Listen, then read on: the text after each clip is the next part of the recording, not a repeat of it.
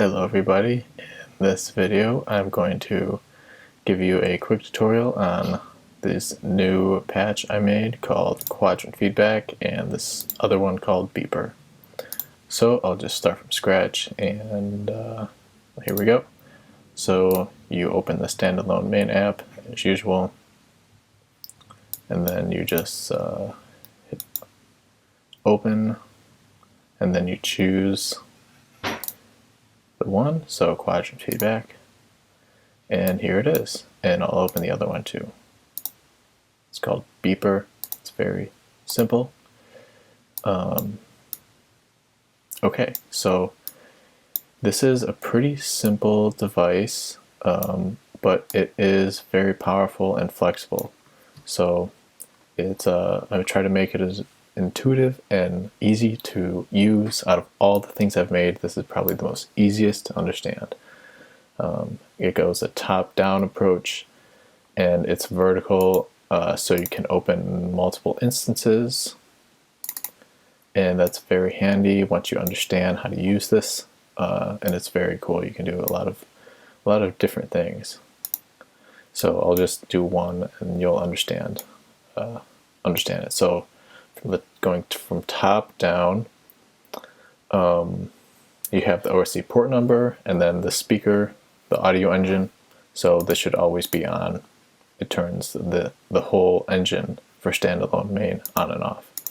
So this should always be on. And then this just you select what frequency range you want to choose. So let's just do alpha, sure. And then which sensor you want to use.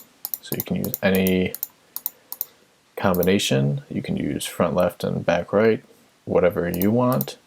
You could even do like back right gamma. So, but for simplicity, I'll just do all of the sensors. Okay. And then what this will do is it will average all of these sensors into one number. Call that the mean, the average or mean, and then it will do some other things from there. So let's just send the data. I'm wearing the headband right now, so click send, and it's on port 01. Click allow, and so it's sending the data. You can see it right here. This data interval is basically how often it captures data and averages it. So do you want to capture data every 20 milliseconds? You get extremely fast number averages, or maybe like every 2 seconds, a bit slower average. So it's a bit more broader average. But I think 500 is fine for most people. By the way, everything I default in here is probably good for most people, but if you want to, you can change it. And everything in here has, aside from the obvious stuff like this, has the hint feature, which is like if you hover over things, it shows you what it is. Okay, so we have the mean, we have the data interval, and then there's these 4 parameters, and they default by here, and which is good for most people. But this is something that is gonna probably become standard with the other things I make. It's called scaling, and I just want to show you what scaling is about. Okay, so this is basically a good way to learn what scaling is. Now this slider has a range from 0 to 127, and then outputs 127 to 0. 0, 127, 127, 0. 0 is the input minimum, 127 is the input maximum. This 127 is the output minimum, and this 0 is the output maximum. So inputs and outputs. So you can see that happen. Some different numbers, 0 to 155. You can see that's on the very top. It goes to 55. And on the very bottom it's the 0. And you can do other things like this. And that's basically what is happening right here. So the Muse headband is giving you some decimal points, and this fader goes from 0 to 100. So 0 to 1, 0.0 to 1.0, and 0.0 to 100.0. And so you can change these numbers however you want. You could do -1 to 2 if you wanted. That's basically the full range of the headband.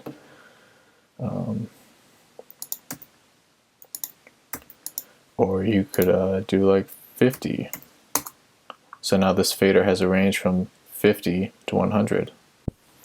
And something else, just real quick, I wanted to add is a great feature you can do with the scaling. You can invert it. So normally when the mean increases or the sensors on the headband increase, the volume goes up.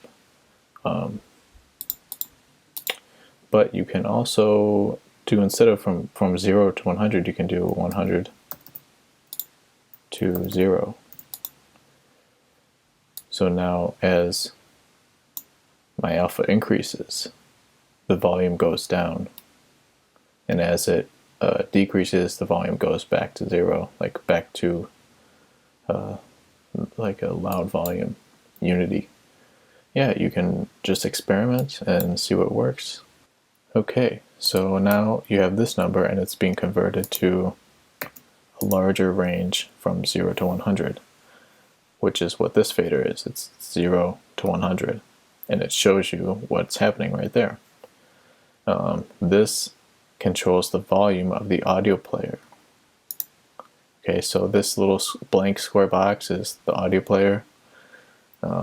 Try to indicate that like this, and you can drag an MP3 in. And in the download, I include like all sorts of audio files. I include some effects, and then I include some violin notes, and I'll describe all the great possibilities you can use these in a second.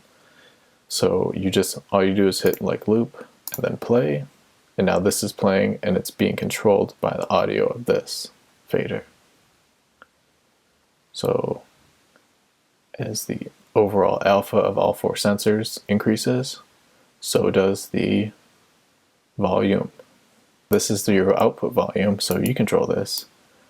You can see controlled by user, and this is controlled by brainwaves. That shows you kind of what is happening with this guy right here. This is the smoothing time, so if you do like a smaller number like 20, it's very kind of abrupt changes. You can see it happen. And these changes will happen as quickly as this guy will happen. The data interval. Or you can do like a nice smooth, like 5 seconds. This guy will go very smooth. I think 2000 milliseconds or 2 seconds is fine. This is a pretty handy feature right here, add or subtract from mean. So let's say you're just really quiet. This might be very applicable for gamma. Gamma is usually less intense than most. So let's do like gamma left, back, right. So gamma is pretty quiet. So let's say I just want to boost that up. And now I can actually hear, I can get quality audio feedback just from adding to this number essentially. Or maybe delta is very high and I can subtract, even go below 0 and subtract from this. And now I can boost delta past what is normally here. And then and you could also do this by adjusting these numbers too. Maybe you could do like a 50 and -50. That might be the equivalent. But this is pretty simple, and I think most people would get adding or subtracting from this number, which essentially controls the output. So it gives you a lot of wiggle room and things like that. This is just a left and right pan.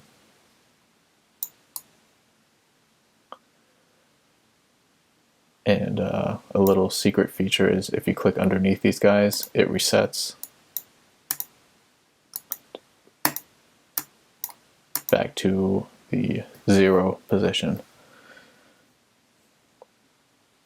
So these are hidden buttons. And that is essentially it. Now some nice things you can do with this. Basically, as many, whatever you want to imagine, but just thinking of a few, I can show you. Another one you can do is, this is just a demonstration. I selected theta for all of them and then did front left for one, front right for another, back left for one, and back right for other. And this is a C, an E, a G, and a B. And this plays a C major 7th chord. And depending on my brainwave states, these will play at different volumes. So I'll give it a little demonstration of that.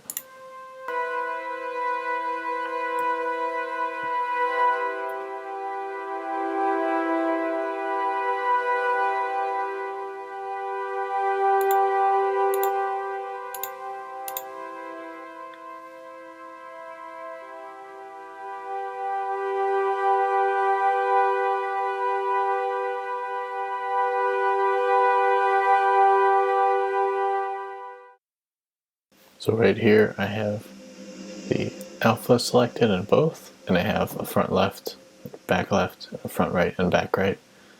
The same audio sample loaded in both, and then I just pan this one to the left and this one to the right. So now I have control. I have feedback for my left alpha hemisphere and my right alpha hemisphere on this one and this one. And here's another configuration that you can do. I have 3 loaded up.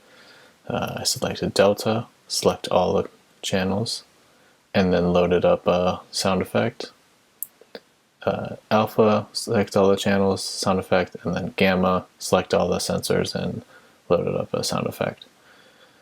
So essentially when I have high delta, I'll hear this sound.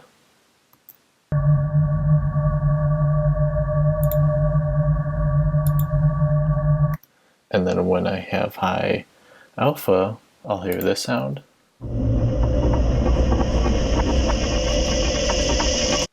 And then gamma is this guy.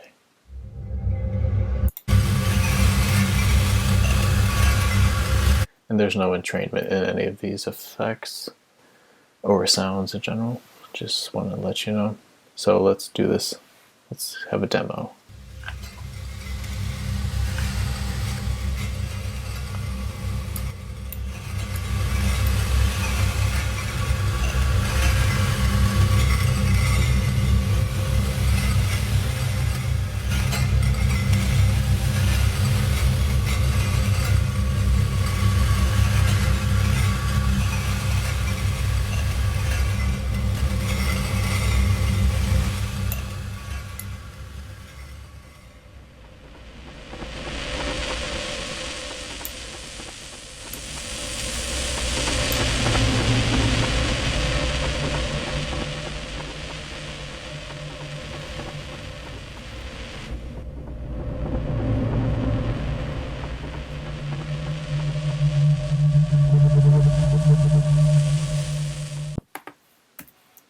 In this one, in this configuration, I have delta. I'm just listening to front delta, and I have a clarinet.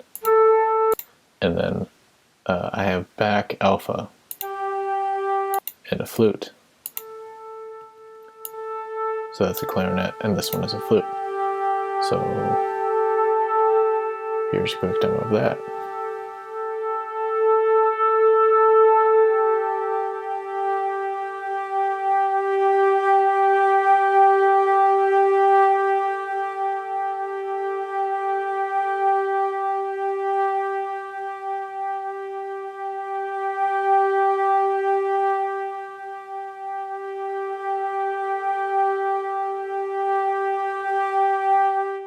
Another small thing I wanted to include, I didn't really feel like selling this as a single patch because it's just so simple, but I think it is helpful for people using the Muse Headband, especially for like large groups. Because again, you can have as many instances of this thing as you want. You can just have as many windows as you want, but all this does is it plays the audio when there's a weak signal in this port number. So you can pick like any MP3 you want. Let's do like an effect, and it will just play it. And so I'm gonna change it to port 1, and then I'm gonna like take it off, take off my Muse Headband.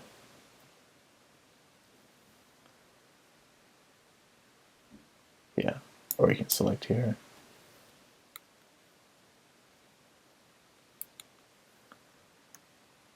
Yep. So it's pretty simple. There